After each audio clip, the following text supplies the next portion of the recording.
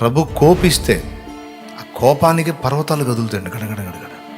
అంత శక్తి గలవాడు నీకు తోడై ఉన్నాడు.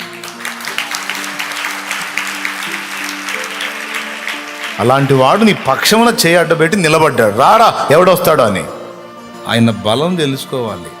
ఆయన ఎంత శక్తి గలవాడో, ఎంత పరాక్రమవంతుడో, ఎంత పౌరుషం కలిగిన వాడో, అసలు ఆయన స్థాయి ఏందో నీకు తెలిస్తే ఇదే మాట అంట, ఆయన నా పక్షమును ఉంటే అసలు నాకు విరోధి ఎవడు ఉంటాడా? వాడు నాకు విరోధంగా పడగెత్తినోడు ఉంటాడా?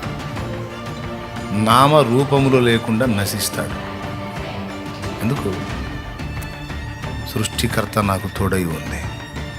ఎవరు నీకు తోడై ఉంది? ఎవరు? మరి ఏదేం చేస్తుంది నిన్ను? మనుషులు భయపెడుతున్నారు. ఎంతవరకు ఉంటారు వాళ్ళు? ఒక్క చూపు చూస్తే చాలు.